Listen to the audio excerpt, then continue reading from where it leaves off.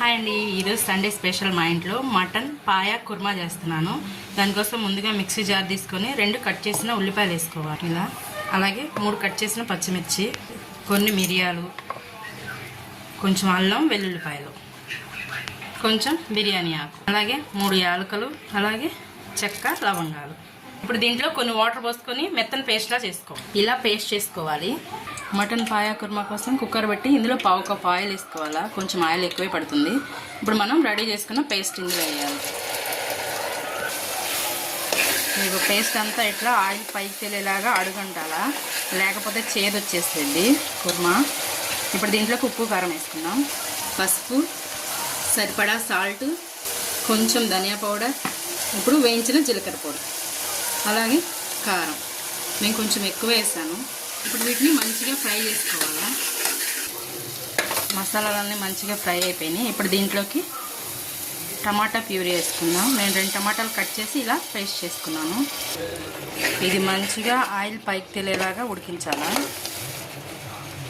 ఇది మంచిగా ఉడికిపోయింది. ఇప్పుడు మనం శుభ్రంగా కడిగి పెట్టుకున్న 4 మేకకాళ్ళు వేసుకుందాం. ఇది నేను శుభ్రంగా పసుపు ఉప్పేసి మంచిగా కడిగి పెట్టుకున్నాను 3 సార్లు. ఇప్పుడు ఇందులో వేసేద్దాం. దీనిలో మంచిగా మిక్స్ చేయాలా, మసాలాలన్నీ పట్టేలాగా. దీంట్లో ఇంకొంచెం ఆయిల్ వేసుకున్నాను నేను. ఆయిల్ ఎంత ఎక్కువ ఉంటే అంత టేస్ట్ వస్తాయి కూర. నాన్ వెజ్ అంటేనే ఆయిల్తో ఉంటుంది కదా. దీన్ని ఒక 5 మినిట్స్ మంచిగా మసాలాలన్నీ పట్టేలా ఫ్రై చేసుకోవాలా.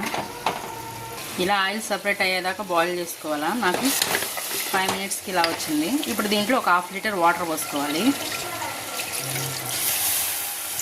ఇప్పుడు కుక్కర్ విజిల్ పెట్టుకొని మీడియం ఫ్లేమ్ మీద 10 విజిల్స్ రానియాలి. ఇదిగో నాకు మీడియం ఫ్లేమ్ మీద 10 విజిల్స్కి ఇలా వచ్చేసింది. విజిల్ అయిపోగానే తీయద్దు, ఆ ప్రెజర్ మొత్తం పోయిన తర్వాత తీసేయాలా. ఇప్పుడు దీంట్లో ఎండు కొబ్బరి పేస్ట్ చేసుకోవాలా. ఇది ఎండు కొబ్బరి బాదం పేస్ట్ వేసాను. ఇప్పుడు దీంట్లో మళ్ళీ ఒక 1/2 లీటర్ వాటర్ పోసుకొని ఒక 15 మినిట్స్ బాయిల్ చేసుకోవాలి. పాయాకి కొంచెం ఉప్పు కారాలు మంచిగా ఎక్కువగా ఉండాలా. స్పైసీ ఉంటేనే కొంచెం పాయా తినగలుగుతాము. విజిల్ లేకుండా ఓన్లీ మూత పెట్టుకొని 15 నిమిషాలు బాయిల్ చేసుకోవాలి. నాకు 15 మినిట్స్కి ఇలా వచ్చింది. ఇప్పుడు ఇందులో కొంచెం ఉసిరికాయ సైజ్ అంతా చింతపండు పులుసు పోసుకోవాలి. అలాగే కొంచెం గరం మసాలా. మీ దగ్గర మటన్ మసాలా ఉంటే వాడుకోండి, నా దగ్గర లేదని నేను గరం మసాలా వేసాను. ఇది ఒక 5 మినిట్స్. మళ్ళీ నేను కొద్దిగా కసూరి మేతి వేసాను.